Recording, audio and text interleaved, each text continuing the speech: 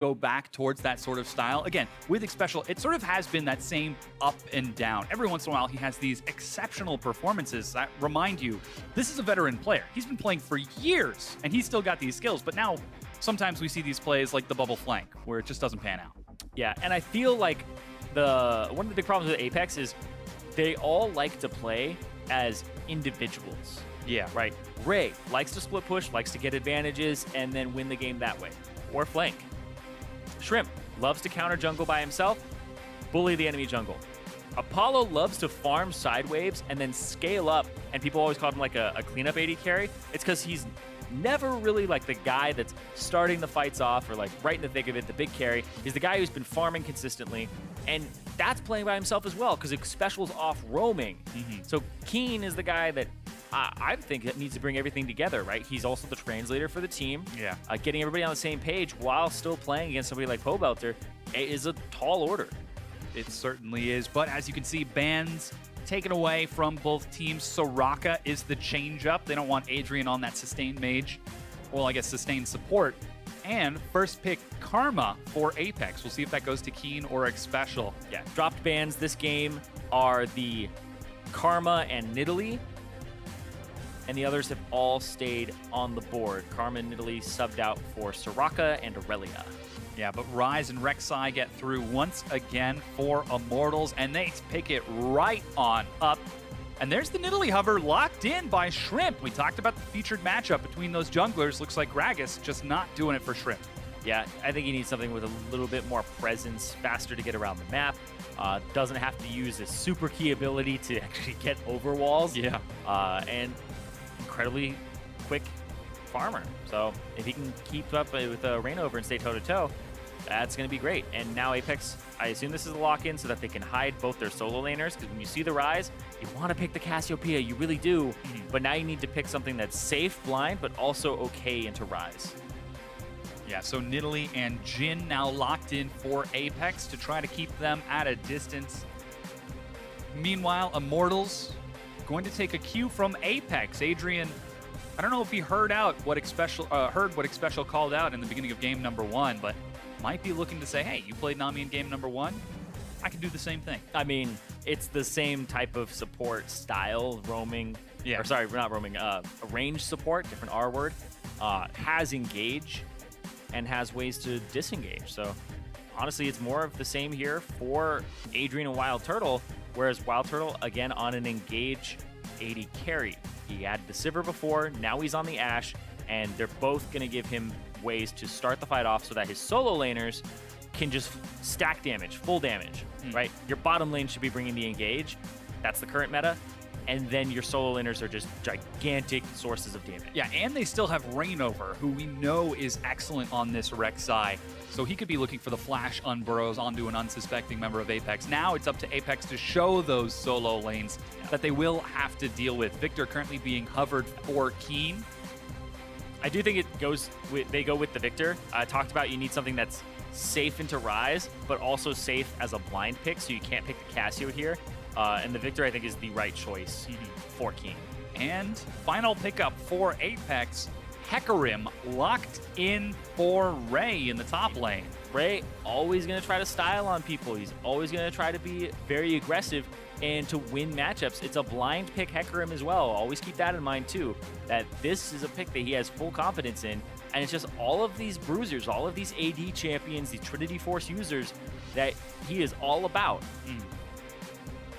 Cycling through those mid laners now. Zilean is locked in. So even if Immortals do find themselves in a bad situation, they can just Chrono shift it right on back. Yeah, this is one of the most frustrating champions to play against when you are playing a champion that, like Hecarim or Victor, where you're just like, okay, I'm going to burst him, but he comes back. And then your cooldowns are on rotation, and they only had to use an ultimate to really stunt all of it. So it depends on how much you soak into it, or if you do have the restraint to hold off and not finish them off. So honestly, it's a fantastic pick here. And it's something that Bjergsen was just playing today as well. Like, Zilean is kind of meta in North America at the top.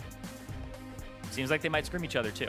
Yeah. Immortals and TSM. Just might. First place and second place would make sense to see the two as they're not playing each other for the next few weeks at least. But Apex, currently middle of the pack in the standings, trying to go for a little bit more of an aggressive style to try breaking through Immortals, who have been allowed to play their game from the get-go, from the beginning of game number 1. But as we jump into game number 2, open your Twitter app and tell the world your predictions for the outcome of this series. Apex supporters, use hashtag APXWin. And if you're rooting for Immortals, be sure to tweet IMTWin with a hashtag in the front, of course, as we load onto the Rift for game number 2 between Apex and Immortals. Will it be the quick 2-0, or will Apex be able to bring us back to a game 3? And Apex are hoping for that game 3. They need to prove that they're a playoff team.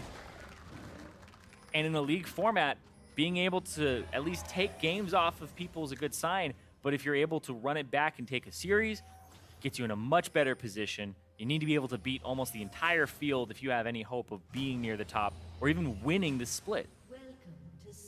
Yeah, the pressure is mounting for Apex to show that they can do more than just play to Ray. And with Ray on Hecarim, that bruiser once again, and the rest of Apex in the back line, they just might be able to do it this time. Ooh, takes a pretty big spear. Yep, Huni's not going to like that. Back off. And they try to answer in the opposite brush on the Yeah. opposite side. I do think that you try to go after Huni a little bit in this game. I thought it would happen last game.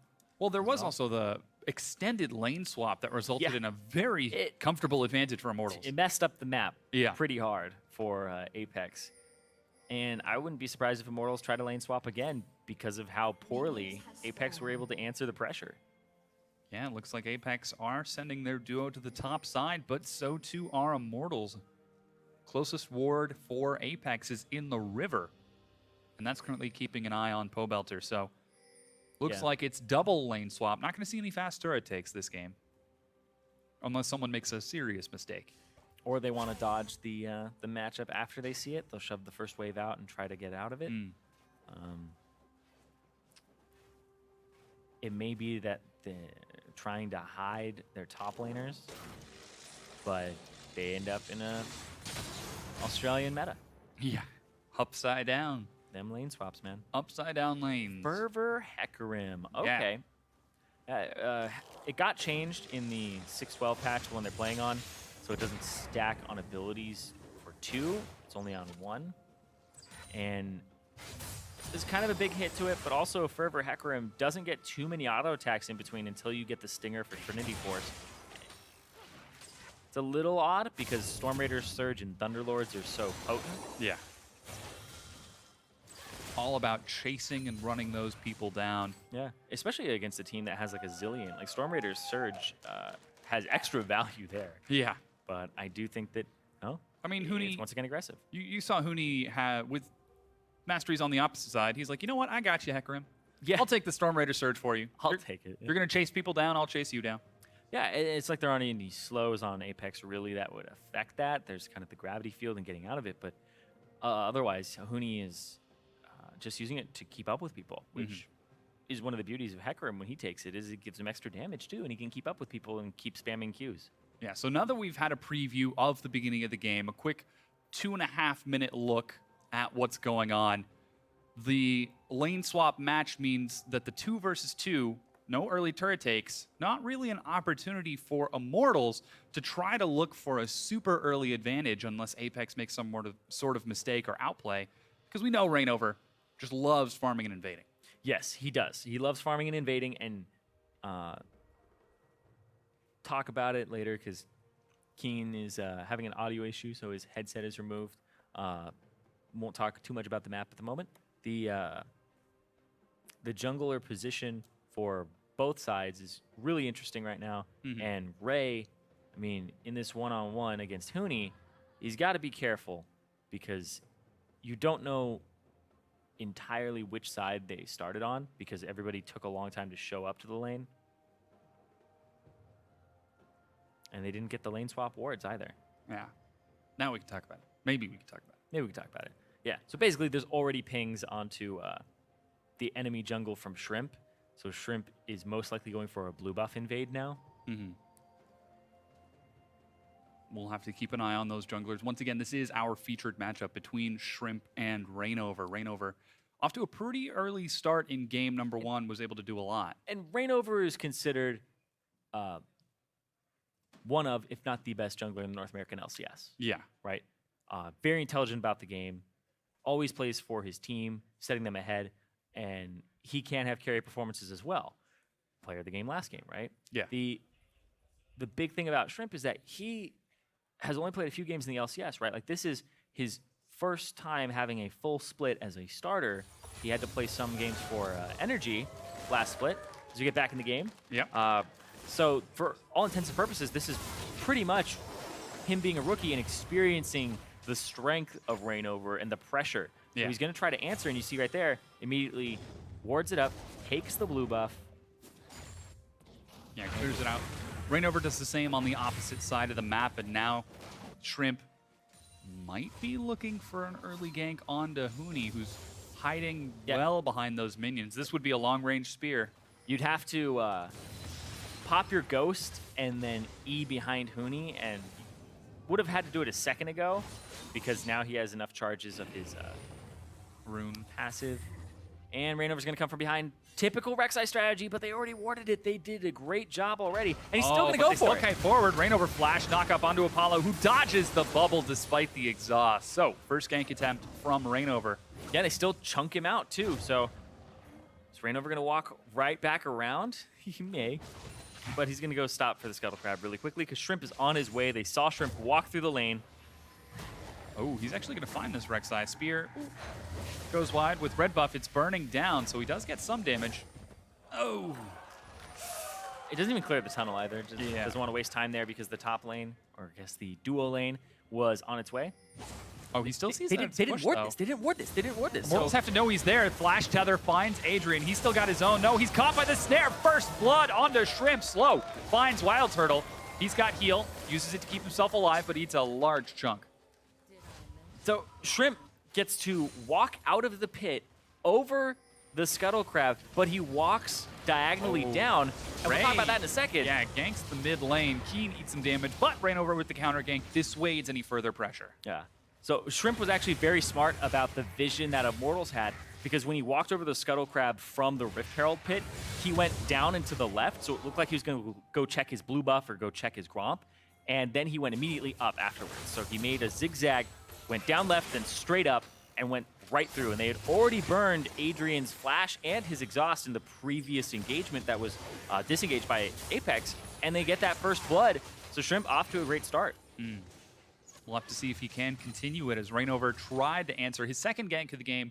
Again, not successful, not able to burn any summoner spells from Keen, as Huni on recall, looking for that tier, doesn't quite have enough to build it, despite having to teleport back in the lane, and Ray will be able to catch up in CS. Ooh, that's 350 range, not 375. Missed it by that much. It's about 350. Not always enough, though. And Hecarim, it's interesting because sometimes it does a lot of damage and you feel like it's a devastating ability, and sometimes it just kind of tickles him. It tickles the minions. And he can't even go up against Huni now, but they're going to try to get a special in here. Shrimp walking up for Rainover. Those runic charges. And Rainover again with the map sense, counter ganks, and Huni is allowed to walk out safely. And you can see Apollo and Xpecial go down to the bottom side of the map, and then immediately Wild Turtle and Adrian back and answer in kind. And this is mostly because of the fact that you need to catch this minion wave, and Huni's going to go up top and get that one, but Hecarim will get there a little bit faster. It's really interesting because Apex get here sooner, so there's a couple minions missed out by Immortals, but Immortals are overall just farming better in that bottom lane. Still just a little bit up in CS. You can see Apollo missing a few minions here and there, but he's doing a pretty good job for that Jhin so far, as the junglers once again return to the same side of the map. Rainover clearing out, and there's actually an aggressive ping out of Shrimp. He says, I'm on my way, I'm going in. Yeah, the Nidalee was banned in game 1, and it looks like for good reason, because he's performing pretty well on it. His route is good. He's down in CS, but he's still causing pressure. Yeah. If you can keep tabs on Reignover, then you're doing your job as a jungler. Oh, Reignover has a smite, so does Shrimp, as Ray is forced to take some damage from Huni, who is level 6. Yeah, he hit 6. He didn't realize it. Oh, misses that overload, but he still gets some good damage. Ray levels up! Oh, and Onslaught's out. Yeah, Huni had flash there. If he was able to flash, follow up, land another ability, then it would have been the death of Ray. Levels up from the minions on the side and gets away. Yeah.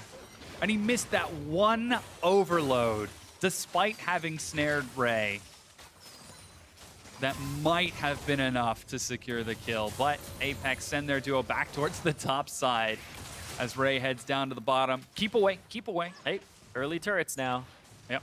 Finally, the lane swap becomes an actual swap for the fast turret pushes, but Immortals are much further ahead already again. Same thing. Yeah, turret secured very quickly for Immortals. Ray trying to catch up in CS. Meanwhile, Apollo and Xpecial on the other side of the map, they've only just now made it towards that top tier 1 turret. Ray, oh! Ray's got to be careful. Stops the recall. Look at Wild Turtle's experience. He is so close to 6. If he hits 6, they will engage this with an arrow. Yeah, Reignover's like down 100%. there. He gets level 6. There goes the arrow. Ray doesn't have an escape. No ghost. He's going to be knocked up by Reignover. This is a kill for Immortals. Yeah, they were already heading towards that bot side. Ray was hanging out there, and that level 6 comes through. He was not expecting that level 6 either. Like, Ray is just like, why is everybody hitting 6? Right as I'm there. No ghost, no onslaught of shadows. Pretty much guaranteed kill at that point. And look at that, the fast push. Shrimp is on the top side of the map, handing off blue to Keen. And this is going to be a 2-for-1 trade in turrets. And Apex don't even have enough pressure to push out the top side. They're going to have to try to make a play onto like Pobelter and take over the top side jungle. Yeah, instead they're going to try taking over this topside jungle. As you mentioned, the 2 turrets go down for Apex, leading to 1,000 gold lead. Red spawns, but Reignover's on his way. His jungle sense is tingling, and he gets out. So he tunnels over the wall. Like, yeah. I see 3. Abort! Get out of here. Abort, abort. And now they do have a lot of vision on that side, and They should siege mid right now, handing off the blue. oh, but Apex going to try to head Immortals off at the pass. Shrimp in the front eats a lot of damage. Huni takes a snare. He's got his own flash. Bullets dodge. Oh, and he makes it over the wall. So he even uses flash for that as well. Not conservative at all. He just says, you know, it's better to do this and just disengage it. Doesn't hold it. Doesn't get greedy. Yeah, and that's Immortals able to defend their tier 1 due to Apex's pressure in the jungle and escape with their lives. Now Immortals are pressuring the top side of the map. Wild Turtle looking for yet another tier 1 turret as Apex do the same on the opposite side. Standard lane swap just a few minutes later with bigger items means faster turret takes. And take a look at Wild Turtle's build. He's going for the fast turret rush. Yeah, he's got the BF sword, and then he has Zerka Greaves completed already. The extra attack speed on that since it got buffed. And then double dagger. Doubling down on that attack speed. They could try to turn this into yet another double turret take, looking for the inhibitors. As Apollo, Xpecial, and Shrimp escort the minion wave. It's a long way for their next one. I don't know if they have enough damage here, but Immortals are doing the same on the opposite side. The tier 2 already goes down. It's 3 and 4. Like, Ray is mid lane right now. He's in the mid lane. He's not accomplishing too much. Now he's running towards the top side. You can see the minimap in the middle of your screen at the bottom.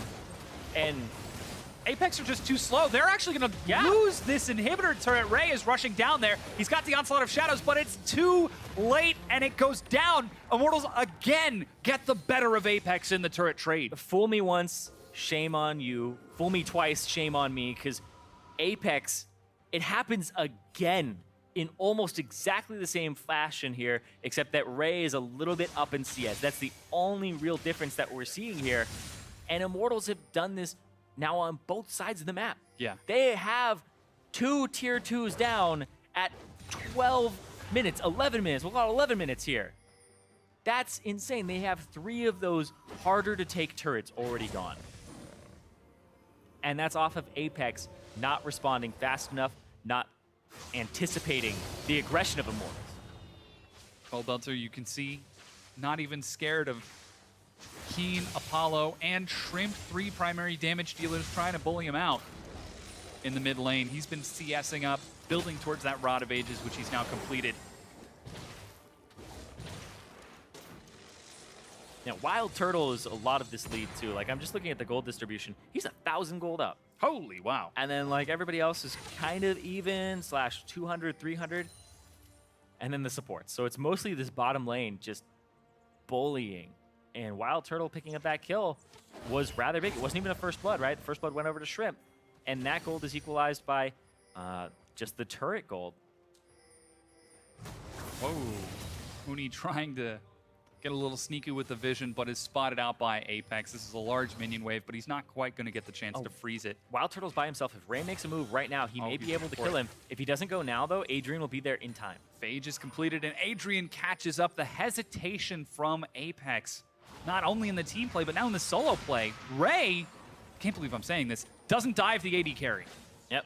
Maybe a little bit scarred. I don't know. But also, he's up against double teleport. Whoa! Shrimp! Immortals collapse on Shrimp in the jungle and make him pay, stealing the kill and the red buff. Another kill to Turtle.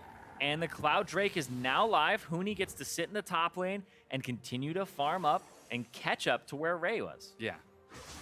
He does have his teleport, but didn't need to use it for that fight. Cloud Drake is going to be secured by Immortals. As once again, these guys seem to be firing on all cylinders, getting the better of the turret swap, getting the better of the invades. Yeah, and we talked about it at the start where Immortals, you know, they get a lot of flack. They got a lot of flack for being 17-1, and by the end of the spring split, even before playoffs, people are like, they're kind of slipping, you know, they don't look as clean against these teams. What's happening to them? It's like, no, teams just get a little bit better, and it doesn't look as easy for these guys. And Immortals, they only dropped 1 set to TSM that went 3 games, right? And that game honestly could have gone either way. There were some great plays in there from TSM and like Biofrost for the ending play, but overall, like Immortals, they clearly are near the top number 1 or 2 at the moment. Yeah, definitely playing some very solid League of Legends. Apex, though, still showing us that still not showing us that they can quite compete at that level. It's unclear where Apex are entirely, because they're playing better than a lot of the bottom teams, but they aren't playing as good as those top teams, so this middle of the pack is where they're really settling in. Ooh. Apex try to pull off the exact same play that Immortals did on the other side of the map, but aren't able to get anything with it as Ray split pushes on the opposite side. And I talked about this in the CLG Energy game today, where macro play is becoming more and more of how you win League of Legends as opposed to individual skill. It's all team-based. VOD was saying it as well on Envy, because it's pretty much true. Like, you can't make that type of play where you get 2 turrets ahead off of individual skill. It's off of the wave manipulation. It's off of the macro play. And Pobelter, ooh, chrono shifts to dodge the 4th bullet, but the rest of Apex are still here. He's got flash. They try to engage. Keen gets caught, but cleanses the stun right away. Ooh, that minion just not quite going far enough. Keen Ray pop goes. Ray's behind them. Yeah, there's the Chaos Storm. Ray comes in. Will he be able to knock Wild Turtle in? He gets the double tap, but doesn't have enough damage to secure the kill. Amazingly, nobody's died. Special is double bomb by Pobelter, who's finally going to go down. Support for mid laner. And Immortals are going to be forced to back away. Well, Apex as well. I think Apex actually have less HP here, and because the Nami is around, they get to heal them up a bit. So Adrian's pick coming up huge. It's going to be another turret here. Spear snare by Tootie. Laser, is not enough. Not only the heal, but also just out of range. Immortals break down the mid-tier 1. 6 turrets to 3 in favor of Immortals. Oh, that Keen laser. It like burned his toes. It was so close. Yeah. Pobelter trying to get some dodges on, but ends up going down. Arrow comes out, hits Keen, has to use the cleanse. And that minion's following special doesn't quite get him. Smite flashes away. Ultimate comes down, and then Huni roots up Keen, and the exhaust comes through. Adrian with the clutch exhaust onto Ray, so he doesn't eat a devastating charge, and then the full damage of the Onslaught of Shadows. It would have done a decent amount. Wild Turtle may have still gotten out alive, but it's that exhaust down and a good reaction there from the support of Immortals. Yeah. Makes it an even trade for kills, but Immortals still opening up these minor advantages, despite what seemed like an even trade in kills, getting that turret down. It's now 4,000 gold. Reignover, times his tunnel perfectly to escape from the tether of X Special, and is able to get out. And this bottom lane has been, like, despite what you see in the kills, it has been heavily in favor of Immortals. Immortals, their engages have been better, while Turtle's been playing fantastically. Whoa. And he's 60 CS up. Curtain has been dropped. Ray is chasing in, doesn't have Ghost inside, but the bullet snipes Adrian from long range. Keen chases forward, dodges one. Threading the needle there. Getting between both Pobelter and Wild Turtle to snipe out Adrian. And Ray doesn't pull the trigger. He almost has Ghost back up. Whoa, arrow down the mid lane. Keen avoids that one as Huni eats yet another snare. Taking some big damage. Oh, that grenade. Here comes the rest of Apex looking to answer back after a patient early game. Yeah, honestly, an early game that was not going in their favor at all in terms of turrets. They were getting out-rotated and out-farmed in a lot of the lanes. It was really Ray who had his advantage. But this bottom lane, the 60 CS, is absolutely huge. But the kill from Apollo, the snipe out, is going to help him a lot in getting back into this game and being that armor penetration threat, which I really like that build in this matchup because there's so many swishes on Immortals that it's completely worth it. One bullet, two. Waits a long time to flash, and then he walks back. And, just gets blown up. Mountain Drake is spawning, and there's a minute and a half left on this Rift Herald. And immediately, Immortals try to burn it down. Grouped up as four, they are doing some serious damage. That's a lot of people to do this Rift Herald. They want it very quickly at 18 and 3/4. So it's going to last a long time, almost the duration of the game here. It goes on just under 40 minutes. But Apex finally making some decisive calls. Instead of going for the 4-1 style we saw in game number 1, they're going for a 4+1. 4 members grouped, and Ray flanking with Hecarim for team fights instead of split pushing inside lanes.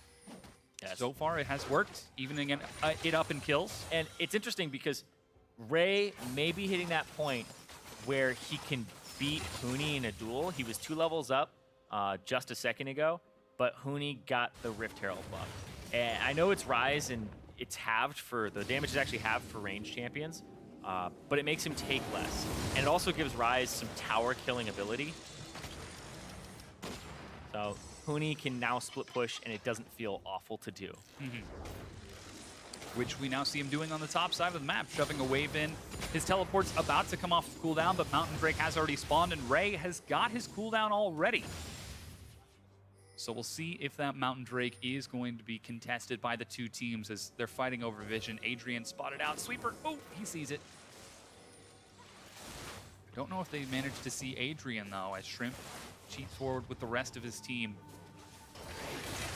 They're trying to pick onto Shrimp. The CC chain is real. He's going to drop, right quick, and the tidal wave stops the curtain call. Pobelter still has his chrono shift. He walks back in. Stop all damage on Pobelter. Reignover flash, knock up onto 3. Ray in the front is going to go down as Immortals are doing some serious work to Apex. Apollo retreats as Huni is going to be dropped by Keen, kiting it out. Snare misses on the far side. That's 2 for 1 Immortals.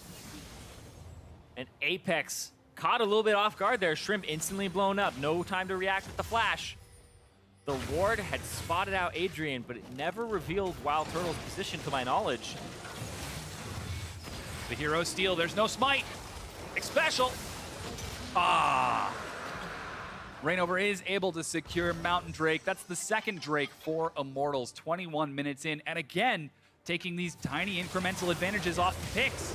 Suddenly, out of nowhere, Wild Turtle combo, and great wave there. It hits Apollo as well, who makes the mistake of going into the curtain call while it's in transit. The flash knock up onto 3 from Reignover, absolutely beautiful. They're able to take out Ray before he can use his Onslaught of Shadows effectively. And then Huni a little too far forward. I mean, the guy's a bit underleveled for the top laner at the moment, just slightly. And then when a level 13 Victor walks up and bops you. Lasers your face. Yeah, especially since he went with a different route. He went for the Rylai's and the blue for 2 route, so he doesn't have the upgraded Chaos Storm just yet. Whoa.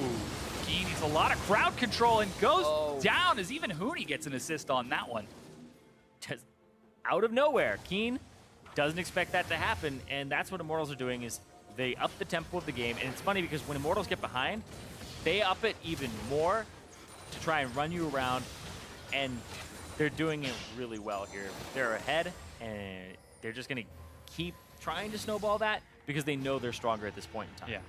If you're wondering how that happened, Wild Turtle did fire an arrow out of the dark in mid lane and managed to catch Keen.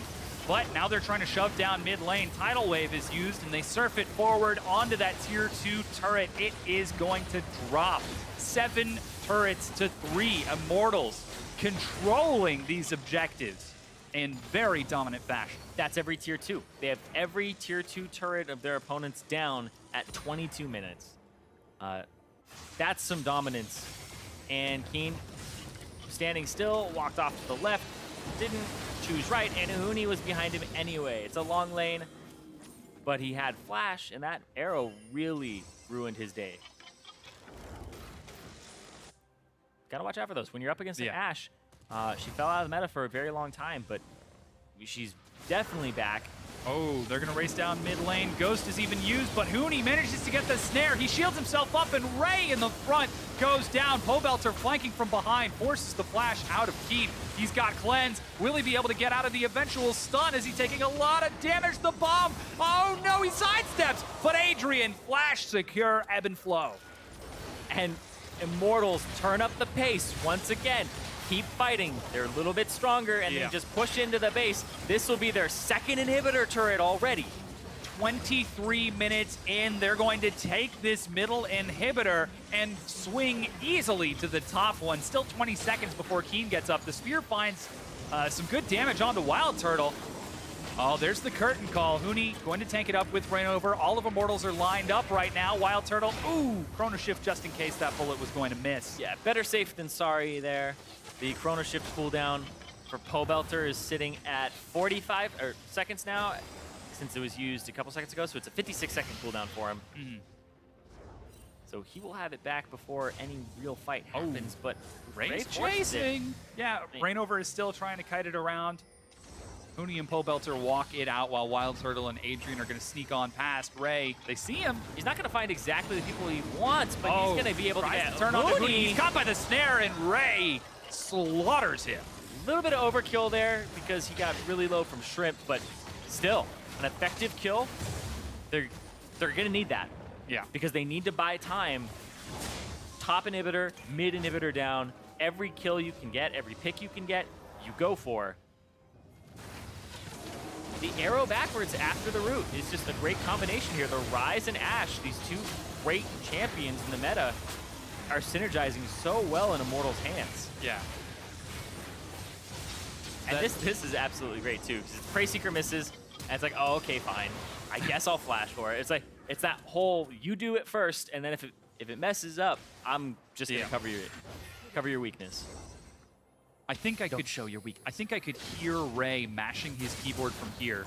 The Onslaught of Shadows backwards. Get out, get out, get out, get out, get out. It's been a frustrating game to be a Hecarim player, honestly.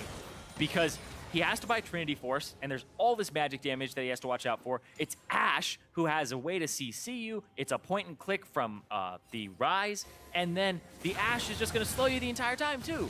So it becomes incredibly frustrating. You basically have a one-burst combo, and then you hope that you can stay alive for the rest of it. You have to build tanky from there on out.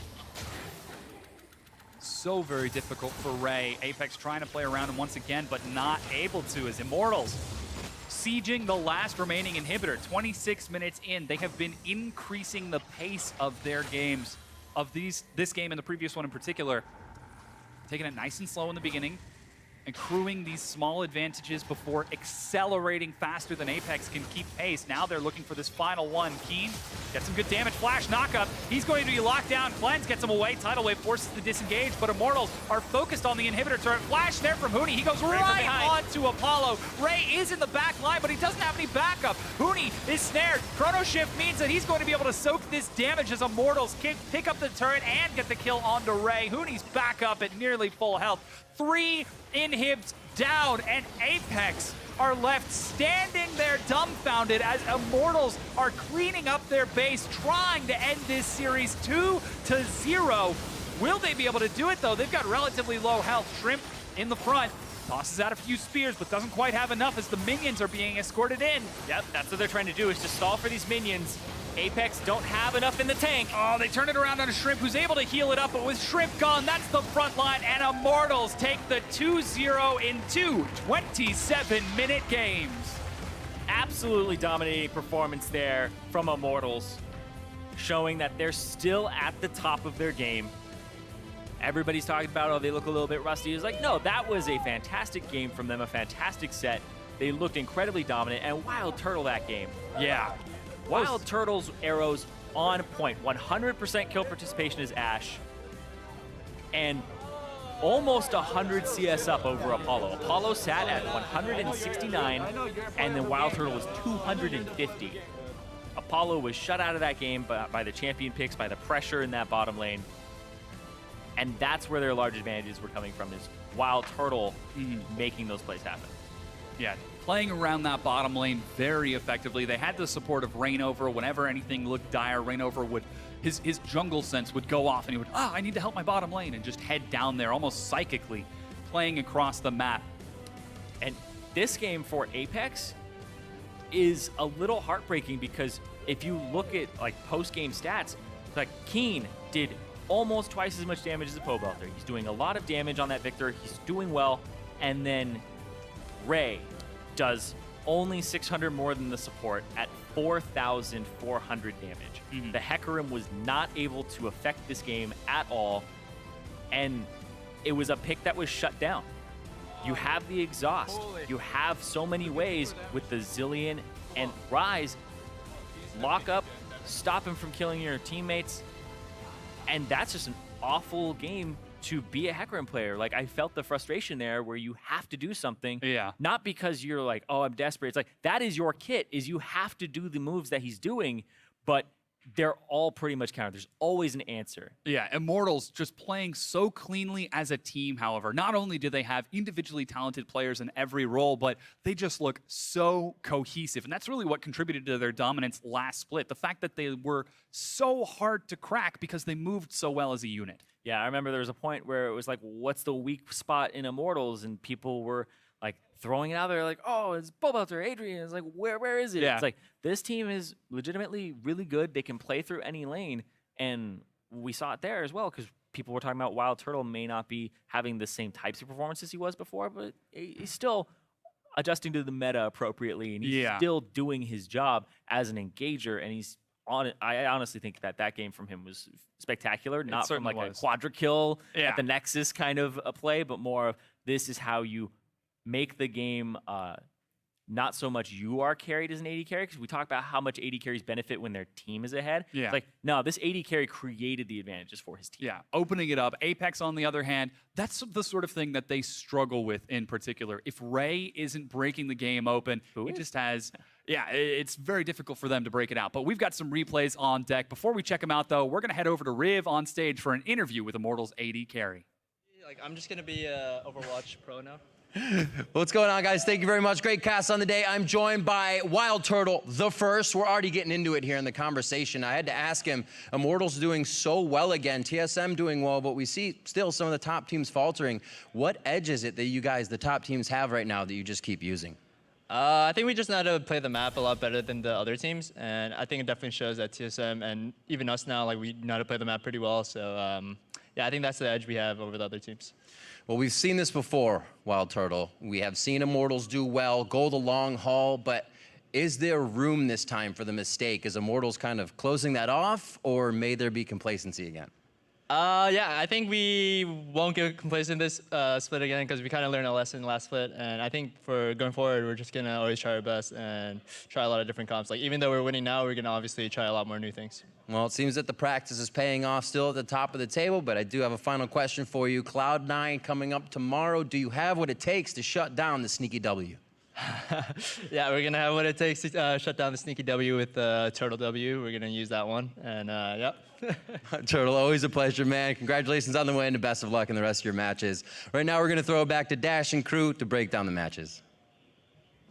Thank you very much, Riv. Immortals 2-0. They're just continuing the trend on the day here over Apex in another very dominant victory for them. What we've come to expect out of this team is the fact that with small advantages, they will push them hard. They'll make a few mistakes here and there, but it's never going to be enough to necessarily turn the game back around. I kind of like this one, though, because it's a different feel on that idea where it was way more macro focused than it often is. Sometimes it's like, you know, a macro advantage in the sense like they get to the spot first, they get to the fight first, or they force a fight where you weren't expecting it. This was a lot more just like straight up map movement. Yeah, to get to just be faster everywhere, and that's really where it came from. All right, so we'll get into that in a moment. First, I want to hit champion select because a couple interesting things here. The Ryze top lane is intriguing just because Ryze has been a wildly contested champion across all regions, but primarily in the mid lane. Here, Immortals is kind of throwing a curveball 2 games in a row, saying we're going to take this Ryze to the top lane and keep you guessing as to where we would have put it as a flex. Assuming you can build a good comp around it and you have a top laner who can play Ryze, I actually really like playing it top lane because I think it's gotten to the point where like a lot of people are banning it, but they don't actually play it well. Like we see teams like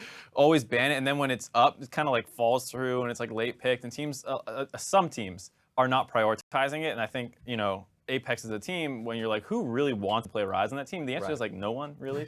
And so if you're a team that can play Ryze top lane, great. You can now get 2 top tier mid laners, and so, or mid laners in a sense, right? So you grab the Ryze and put it top, and it really doesn't have terrible matchups. It's more just like it makes your comp a little weird, and you have to deal with the stacking coming from a side lane character as opposed to a mid lane one. So it has its own struggles, but assuming you're up to the task, it can really abuse drafts, which I think we kind of saw. Yeah, it's kind of a trend with Ryze. Every time he you know, gets popular, is the same thing happens. Everyone starts banning it, so then no one's practicing it. No one actually wants to play it, but they're still banning it. On the flip side, I want to look at this Hecarim pick because, as we say, we like the Ryze flex to the top lane if you can play it and build a comp around it. The Hecarim picked here last rotation for Apex didn't really impress, didn't really achieve much. Yeah, I'm not sure why Hecarim's exactly coming back into the meta a little bit. As a top laner. As a top laner. I can understand it a little bit as a jungle. Jungle pool is really open right now. The top tier picks aren't super oppressive, so I can understand this kind of like farmy 6 jungler. But top lane, I don't quite get it, because what made old Hecarim top lane so strong was you'd run TP, you'd rush home guards, and then you'd have monster TP. You'd run Ignite TP. Yeah, you'd run Ignite TP, so you'd win lane if you went standard, and if you're open map, you get your gold, you buy your home guards, and you just run to lanes and TP, and with the home guards now being just tacked on at 20 minutes, a lot of the biggest functions of it came before then, and you don't get those benefits anymore. So it seems just overall much weaker than it used to be. Yeah, so now I want to get to what you were talking about, where this game hinged more on map movement and map play than it did necessarily on the classic Immortals. We're going to brawl you a little bit, get an advantage, and then just steamroll you by diving turrets. Here, Apex again showing their what's the word I'm looking for? Immaturity as a team here, in that they opt for a tier 2 turret trade against an inhib. Yeah, and what was really nice to see out of Immortals was that they lost the laning phase a little bit, where Adrian was ganked and killed super early. So then Immortals decides, all right, we're probably not going to win lane anymore. Let's just start breaking the map open. And it leads to this crazy situation, minutes later, where they swap again and they're back topside now pushing turrets, and it just shows that Immortals isn't this like, we need to snowball rain over, we need to snowball Huni, excuse me. We need to do all that kind of stuff. They can say, oh, we lost lanes, let's swap and play smarter than you now. And that's exactly what they did. They were able to pick people off in side lanes after they opened the map up. Just showed a mastery over it. Yeah, absolutely love to see an adjustment out of them, not playing the only style that most people have come to know or expect from them. Moving to player of the game, Wild Turtle, ADC going to pick it up this time around. Again, in dominant games, definitely look at most people, but 100% kill participation is already nuts. Happy to give them to him there, but also skill shot accuracy and stuff in this game was quite good. Right, the comp kind of hinged on Turtles and Gauges. We talked about how it's a little bit of a weird comp. They do have a very nice CC chain where they can go with the Ryze and keep someone rooted in place a long time. And it all starts with Wild Turtle nailing these long-range arrows. It let them get pickoffs in mid lanes, side lanes, at the start of team fights. Just overall very useful. Turtle was kind of the catalyst for a lot of that. All right, well, that's going to close out our series between Immortals and APX on NALCS 1. Actually, that does it for the entire stream on NALCS 1. This has been such a fast day for these guys, but we're going to send you over to NALCS 2, where Team Liquid currently up in Game 2 against Envy, about 7K at 29 minutes, so solid control on this game. Let's see if they can close out the series or if Envy can extend it to a Game 3. Check it out. Has some support in the back lines, but no need to rush this stage of the game. Team Liquid just trying to keep growing that lead they have. Yeah, and he is set up to murder Seraph if he ever tries to take the 1v1. This Drake might draw Envy out. It is an Infernal Drake, but they just can't take a team fight right now, so still on the defensive. They're actually moving up towards Baron.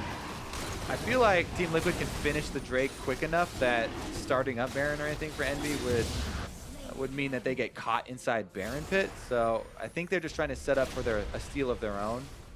They're hoping that Team Liquid will start up the Baron with Vision inside, and then Envy's comeback play into the game will be a Baron steal. Doesn't look like it'll happen though. Ninja gets nailed. Oh, Lolo wants it. Standing United used to try and save him, but Lolo's still there with the damage. Might just get it in the midst of it all, and Dardoch actually cleans up the back end. Now Seraph gonna get stunned up and likely killed as Lolo blade surges his face off. Dardoch stunned under the turret, eats a binding, but he's still gonna live with the shield. And Team Liquid are going crazy. 3 kills already, forcing Envy out of the base. Phoenix ultis, because why not? Lolo cleans up another one. Now Godlike, as that's 4 for nothing. Run for your life, Proxen! You're all alone! They want it, they're gonna kill him as well. Proxen gonna get stunned up. There's some flashes forward. Team Liquid gonna scoop up the ace and take the series. Proxen running away down mid lane, but Team Liquid are going the other way. 30 minutes this time around. Much more convincing win.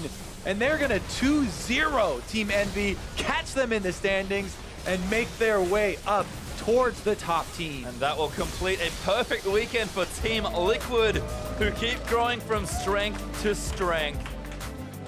Game 1 was a great affair between the two teams, but Team Liquid eked it out. That game, Team Liquid just looked mad, smashes Envy in under 31 minutes. When are people gonna break up this Jhin Braum lane for Team Liquid? I've seen it get first blood almost every time. That's definitely just my imagination, but it's a very high percentage still. And Phoenix on the Cassiopeia doing a lot of work. That early roam is actually what turned this game and got them to this point. Even though Envy were able to counter right after that, the early gold there on the Cassiopeia allowed Phoenix to be such a massive threat from the mid lane. You can see the Liquid huddle, gonna celebrate yet another victory, and again a great weekend. Plus, yeah, a really great weekend. You know, other people are stepping up on this team. It's not just the Dardoch show. Fabi has a very, very clear role as the sniper in the back lane. His Jhin has been great. They've been picking people off. Lorlo had 2 extremely good split pushing games this series. Last game on the Trundle, able to keep them in it when it was touch and go there for a while. And this one on Aurelia, 7-1-6. Took over the game, Completely really. crushing. And that's the thing. The great thing for me watching this series was just seeing 2 different styles. You know, Team Liquid, I think they've found the blueprint now for what works as far as picks and execution goes. And Envy have always been strong counterpunchers, and they showed that this game, constantly making strong reactive plays. But at the end of the day, it was Team Liquid's aggression that won out over the more reactive style there for Envy. And I don't know if it's something that Envy need to change, but Team Liquid definitely don't need to change very much, because every game they've won, they've looked dominant. Yeah, I mean, Envy, they've been, or Team Liquid, I mean, they've been moving parts around in the team, you know, taking a couple members from the Academy team. They talked about starting off as a 10-man squad, but they're really starting to come into their own right now with this current setup. Feels like they've found the 5 players that do work well together, and you can't argue with the results that Liquid have gotten recently. Again, I think for me, maybe the next question is this sustainable? When the meta changes, do you have a bit of flexibility? But as I said, from what they've shown so far, you know, Phoenix carries, split pushing top laners, utility AD, Dardoch on whatever he wants. That's clearly working for them. It's great to see after early struggles that Liquid are able to come out so strong. Yeah, I definitely agree there. And for Team Envy, they had a good, you know, set last night. They were able to take one of the victories. Tough go here, though, especially that first game. Envy had a lot of good counter moves. So there is definitely some bright points for them. And I think after, you know, kind of the first 2 halves, Liquid may be set up for a spectacular second half run once again. And Envy will have to see, because they had a good start So the first half of the season, back end looking a little shaky at least to start things, but after a strong tour showing, let's go stage side to Jet, who has Liquid Star Jungler ready for an interview to wrap up that series. Thank you very much, guys. And speaking of wrapping up, you guys on this stage yesterday played for more time than both sets today, but obviously a much more decisive victory, especially in the last game. Tell me how you feel after this basically undefeated weekend. I felt really happy about the Cloud9 games because, yeah, our mental fortitude was tested a lot because of like the length of the games and the remake and stuff. But I'm really disappointed in myself, particularly this set. But really proud of my teammates for picking up like my slack. I did notice in the first game, after you guys won on the Gragas game, you actually left the stage fairly quickly. Do you want to talk about like how you're able to bounce back in game 2 because you had a pretty dominating Graves performance after maybe more of a disappointing Gragas? I don't really know what was up today, but like the first game is probably like one of my, if not the worst performance of like my career playing this game professionally, and I was like really disappointed in myself.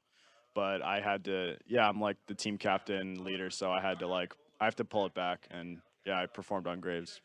It's interesting you say that because many people would love if their worst performance was stealing an Elder Drake in a pivotal moment in the game and still making some large picks at the end of it. Maybe going back to that game one a little bit more, how did you, as the leader of the team, kind of keep the team on the same page? Because it was kind of a miraculous win. You kept getting a lot of picks. You had the Elder Drake steal. Talk to me about how you kept your mentality up and the mentality of the team up during that game one. Well, the only reason that game was close is because I kind of faltered in the shot calling that I normally do, where I didn't call for our 1-3-1 sooner when our Trundle was pretty unbeatable. And then later in the game, we realized we can't walk into Victor Rumble comp and we can't like 5v5 them. So we called for 1-3-1, and then at the end of the game, after I think our Trundle 1-for-1'd or something, and then we sat in the top bush like above Wraiths. I called for that, and then yeah, it was just I even though I was extremely like on tilt and upset at myself and disappointed in my own play, I still have to like try and make us win. Yeah, and you were able to do that. Also, to talk about Lorlo a little bit, oftentimes he gets under the radar, especially with Piglet coming out of lineup and Fabi coming in. They're saying it's like this Dardoch Phoenix show. But Lorlo this series was spectacular. Do you want to talk about his play a little bit and his progression as a player? Honestly, I think, yeah, people don't really respect Lorlo a lot, but yeah, he's like demanding respect now. He's improved a lot as a player, and now that we are understanding more 1-3-1 concepts, that he's getting a lot more time to shine instead of just being put on like tanks all day. So I think, yeah, he's definitely going to be one of the best top laners in NA. Awesome. And final question for you. Had a great week this week, but you go against one of your biggest rivals, I feel like, in Immortals last week, knocking you in the third place game and also beating you already this year. How are you going to prepare for that matchup, and how do you think it's going to go? Honestly, we've improved so much from when we played Immortals. So I mean, we always come into those games confident, and we always get slapped down, but hopefully it changes this time. Yeah, well, confidence once again. Good luck, Dardoch. Congratulations on the week now, and let's send it over to the desk to close out the week. Day. Tomorrow we still have games. Thank you very much, Chad. That little caveat at the end. I love it. A confident Dardoch, but again, this is the time when it's deserved, right? They're on their track back to being a top-tier team. They're now tied for 4th with their win over Envy today and their victory over Cloud9 yesterday, beating these two teams that were above them in the standings. So fantastic showing from them this week in particular. But all in all, upward trends for this team. Yeah, and I think it's a lot to do with kind of how the meta is progressing and their willingness to adapt to it. You heard that Lorlo is improving a ton, but it's also kind of more towards his style. He was never really a tank player. Right. People always knew him from his solo queue, Fioras and Rivens, and to have him on things, the more competitive versions of those with Aurelia or something, or Trundle. But to be able to have the ability to take over a game if he's having a good game, as opposed to just CC bot, you get to see that that's more his play style. Right, and as we see the champion select on our screen right now, we have that Aurelia picked into the Shen, which we had some reservations about, but there wasn't much of a better option, especially with the Trundle being banned away. More importantly, though, the picks that I want to look at are the Morgana pickup by Envy, the big thing that I don't agree with there, just because the likes of Karma still on the board. Right, and I think it suits their team comp much better. I think the problem that Envy might have ran into there was they tunneled on the Braum pick on the side of Team Liquid, and they went with what's kind of considered a traditional kind of counter in Morgana, but when you have two immobile carries, you want the speed up from Karma to get them in and out. You already have enough engage with the Shen, Rek'Sai, Ashe that you don't really need the follow-up binding or anything like that, and I think it was just tunneling a little too hard on the Braum and not enough on what would be best for their team. Yeah, exactly. So again, some champion select stuff that we've been back and forth with Envy, and sometimes they look great in champ select, sometimes they don't.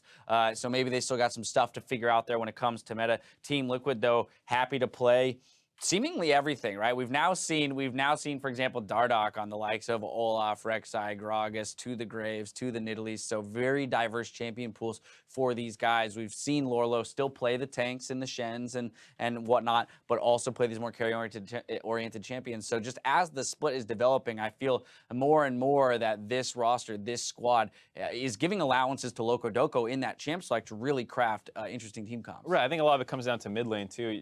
Phoenix is basically playing all the top tiers as well as like, you know, the A tiers and some like more fringy picks like the LeBlanc. So there's nothing that is really foreign to this team in terms of what they want to play. Even Fabi, if you stick him on Lucian, that was like his most played champion. He was basically the carry at TLA for a lot of games. And so if it does return to that style, you think that they're fine if he needs to play that for a game or two. So they seem very comfortable in a lot of different facets. All right, I want to jump into some gameplay. 8:30 into the game, Infernal Drake skirmish. That all-important Infernal Drake that everybody wants. So early fights around this objective for these teams in a very extended encounter here. Yeah, it's really sad for Hakuho there to have his shield broken by the Jhin trap just as the root comes over the place. So he gets CC'd up, and then Phoenix has a great flash engage here to get Laud, picks up Hakuho on the side, and Team Liquid is able to win this pretty convincingly, 3-0.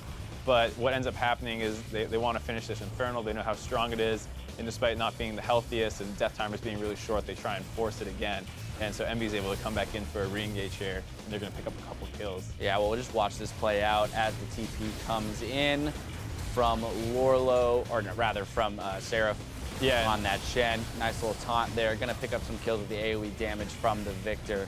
And I think that may have caught some people by surprise. Yeah, it's the kind of classic TL over-aggression. I think that's what kind of holds them back from really breaking into like the top two. That's the kind of thing that you don't, you know, Immortals oversteps a little bit, but usually not this drastically. This could be a very big turning point in the game where you give up all the kills you just got and an Infernal Drake. Yeah. It's very concerning, but they were able to play the rest of the game out pretty well. It's kind of, you know, that's the thing about Team Liquid's play styles. They're very ham. They're going to keep going. The way that, even when they're losing, right, it's exciting to watch because even when Team Liquid's losing, they say, no, if we're going to lose hard because we're going to be making plays to try and get back in. Now, they might not work, but if they do, great. And they're not going to just slow bleed. And this is just another example. They're not necessarily behind. In fact, they're ahead at this point, but they're going to try and press their advantages so far that sometimes it can come back to bite them. I think the concern is what you heard from Dardoch is not even just when he's tilted, but just sometimes they don't know the right play. And we kind of saw in game one, they needed to swap out of that when they didn't have TP advantage and just accept that they need to go for turret trades at that point. We saw Immortals do that on the other series when they had a disadvantage. They were like, all right, screw it, let's go for turrets.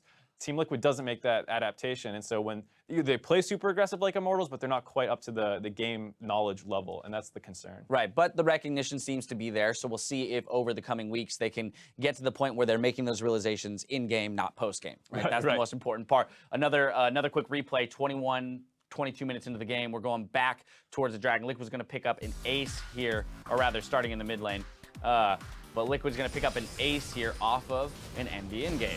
Right, so this is the time where Envy's trying to make aggressive. They start that CC chain up onto Fabi, and even though he like pops right away, Dardoch is just soloing the mid laner on his own. Phoenix is melting the back line, and Lorlo comes in as well, and now you kind of see Envy surrounded on all sides. Phoenix is going to kite this out, but the Bash Bros of Lorlo and Dardoch are here, and they're able to basically clean up the rest of the fight, and ends up being an ace. And this is kind of why Team Liquid is so good, is they do fight extremely well. It's just which one should they go for? So, like you would think, you know, oh, 80 carry insta-gibbed off a chain CC, great. And then Dardoch's like, nope, we're going to carry this fight still. So yeah, I mean, it's smart target selection, right? They can't necessarily help out Fabi, but that's okay. They're, you know, the opposing mid laner is vulnerable. Let's make sure we dive onto him, at least make the trade 1 carry for 1 carry, and then we'll win out the fight because we have more consistent DPS from that point onward with the Graves as a jungler.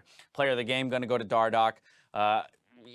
I run out of things to say about this guy because I feel like we give him. Good. I feel like we give him player of the game quite often because he is. He's so good. I mean, and we heard it in the interview. Like, not only is he a good player mechanically, individually is he a good player, but he's kind of morphing into this leader very well, right? And as a young guy who has a lot of confidence, he's still finding those moments where he needs to be the calming voice or the focusing voice for the team. Right, he's got a great future ahead of him, considering this is his rookie season. It's his second split, but people will just improve. Hopefully, he gets more even keeled in a sense, because he can still, as he even said in game 1, was tilted off his own bad play. What the great players really do is they don't let that get to them. Right. Keep taking the shots, as you often hear, don't worry about the misses. Exactly. And I think that's something that he can get hung up on right now. But when he's firing and hitting, he gets pretty hot, like that last game. He kind of took over and soloed some people out. Exactly. So that's this series in particular for Team Liquid, having taken down Envy, who was right above them in the standings. Same thing beating Cloud9 yesterday. I want to now look at Team Liquid in this, the grander scheme of the league itself, right? Because Freak and I had a conversation yesterday about, well, is Team Liquid, can we comfortably call them our third place team right now? What is your thought there? And it's okay if the answer is no. I'm just proposing the question because, given the way that the earlier weeks of the split had played out, it seemed as though most of the teams were relatively where they deserved to be. And then here's Team Liquid with this roster coming in and just kind of negating all that, smashing all those ideals. Right, I thought C9 would have stayed over them, and after that loss, you have to wonder if C9 really is the third solid team. But I think one thing that's so interesting is just the matchups. It's not so binary as to be this guy will beat this guy, this guy will beat that. Yeah. Right, I think TL has certain style things that they do that can be hard for some teams. They're very aggressive, and when you meet that kind of aggression, you have like one or two options, which is like slow down, try and absorb it, and then like go from there, and the other ones match it and just go over the top. Right. And I think you'll see TSM and IMT are teams that will go over the top with them and be better at it. Yes. Whereas a team like C9 kind of falls somewhere in the middle, and they might lose to a Team Liquid. And so as the playoffs near, I think it's not as simple as, well, C9 is the third seed, they should beat Team Liquid. It's like, well, they might have a better chance versus TSM and Immortals, but not against Team Liquid maybe. And it's maybe that kind of matchup thing you need to worry about. Well, that just makes positioning for playoffs even more interesting, as you don't want to get seeded into a stylistic mismatch that's going to put you at a disadvantage. So when it comes to that kind of stuff, I'll be very curious to see how teams are jockeying for position at the later half of the split. Now, though, it's time to check in on some of your call-outs for LCS big plays. First up, at RM Kaufman 13 was watching TSM take down the win earlier today when he tweeted that Bjergsen gold card. Let's see the Bjerg King's golden moment. Now Pyrian gonna look he's waiting for the gold card to expire. Oh! What? How did he see him? They saw him dash. They saw the beginning of the dash into the brush. Wow. So he's like, you know what? He's still in here. Wait, go. I absolutely love that. You get and in the replay, seeing the little point from the distortion, back where it remains, where he could hop back to. Just great awareness on the mini map to know that this is a play we can make. Yeah, it's just the benefit of having such an aware team. Like you look at that play and you're like, what? How did that even happen? You really have to go back and rewatch it. And sometimes that actually happens a lot with TSM games, where I'm like, how exactly did they reach that decision? Right. They seem to just be more aware of what's happening on the map, and Bjergsen himself is one of the best players for that. It's amazing what checking your mini-map will do for you, ladies and gentlemen. Next up, Aegis Please, who is watching NA LCS 1, says, fantastic 4-man ult by Aframu. Oh my, that was beautiful. Let's take a look. One kill picked up already by Xmithy. Now Huhi in the front line as well. A nice knockup goes out of the barn. Oh! 4-man temper fate and temper your expectations energy, because you're all going down. Another 3 kills come through. Only OQ is alive. Chrono's no push. Chrono's no push. Chrono. Get the heal. I'm gonna go in. Come on. Trundle. Come and push. We can do better. He's no push. So that was a 4-man ult. He had a couple 3-man ults in that game. Just absolutely stellar play on Bard. We've come to expect that from Aframu. Next up, and finally, at Le Foxat, called out another big objective swipe, saying Dardoch stealing the Elder Dragon in Team Liquid versus Envy won them the game for sure. I don't think anyone could argue with that. Let's look at this smooth move. Jin is such a sitting duck. Can Dardoch steal it? Okay, barrels in. Oh, he got it! It does die, but it's worth it. Lola's still doing damage in the top lane. My God! Keep going top. We're good. Strangle for still, I guess. I got it. Nice. We can back up. We can look for Give me that shit. Actually, we can get recalls. I mean, where's the excitement? It's like, right. I got it. We But can back off. it's because Kobe and Pastry took all of the they energy. sucked all the energy into themselves. But I mean, I think that was such a crucial moment only because when you look at the amount of damage that was on Envy's team comp there, especially in the 5v5 with the Rumble and the Victor, we heard Dardoch mention it in the interview himself. We realized we couldn't fight this team straight up anymore. But to take that Elder Dragon away, right, nerf their damage or disallow them from having it, and then in the process increasing your damage was so key for them to be able to close out that game. Really helps Trundle get through turrets too. So with that being your last victory condition, basically, to have him that little leg up and dueling people as well as taking the objective is super important. Absolutely. Well, some big plays today. Remember, you can use Twitter during the broadcast to tell the world about your favorite highlights from the day of LCS action using that hashtag LCS Big Plays. Now, though, for a glimpse of the league standings following the conclusion of our Saturday matches, first, second, and third place stay locked in with TSM Immortals and Cloud9. Liquid and Envy now draw even in fourth, with CLG and APX tied in sixth ahead of those bottom teams. Now, for a preview of the matches coming your way tomorrow on NALCS 1, CLG and TSM lock horns in the Battle Arena in a match you will not want to miss. And be sure to tune into NALCS 2 for our match of the week. Tomorrow afternoon, Immortals defend their second place position from a hungry Cloud9. They definitely will be hungry after having lost to Team Liquid, and with the fact that Team Liquid is kind of surging in and making that race for the top a little bit more interesting. These wins, all of these wins against the teams that are close to you in the standings matter even more. Right. If C9 drops that game, they're actually fourth because Team Liquid is ahead of them in the tiebreaker. So yeah.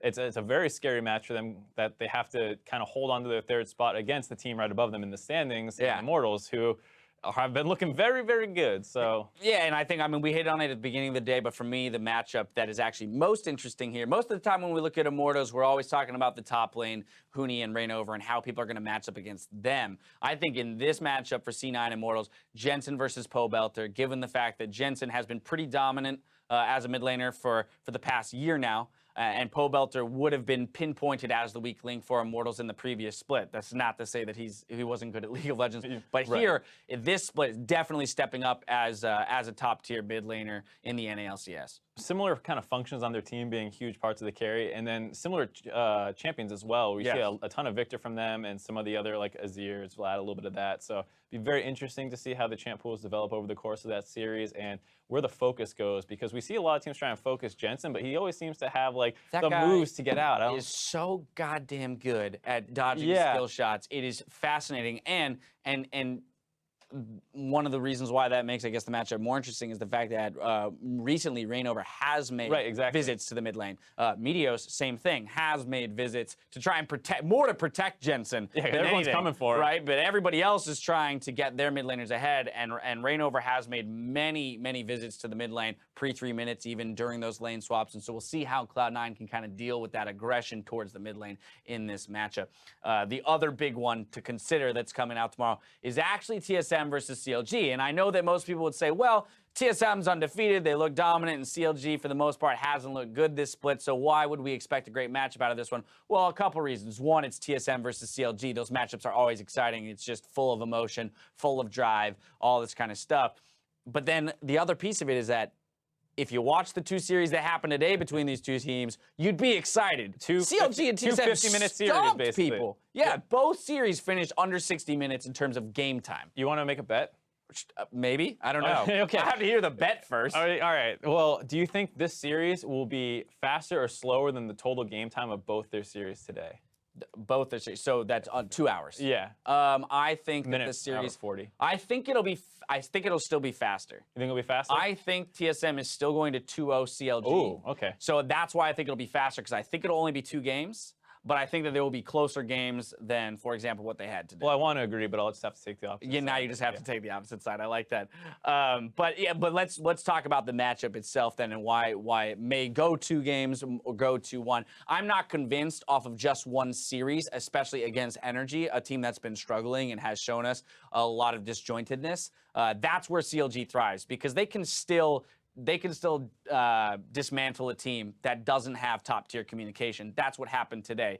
They're not going to have that even option tomorrow against TSM. That's kind of why I wanted to agree with you. I was hoping you take the over on that bet. But it's just because Energy made a lot of draft mistakes, I think, that gave Huhi some of his best champions. And not only will TSM not make those mistakes, but he'll be against Bjergsen, who will punish him really hard for any mistakes that he makes. So I think that, you know, having that kind of mismatch in the mid lane, which is probably one of the most important positions this split, will be very detrimental for CLG's chances of taking that series. Exactly. So as much as I do love to see CLG have a stellar performance today and show that maybe they will return to form and represent themselves and defend their title, I'm not sure that there's been enough evidence yet to convince me that they're really going to put up that big of a fight against TSM. Either way, we know that they're going to, take off the gloves and they're going to be swinging hard. Also, too, tomorrow, the beginning of the show, we're going to have an opportunity to talk to both Hotshot and Reginald. They'll be on the desk. That's always a fun time, getting to hear their insights about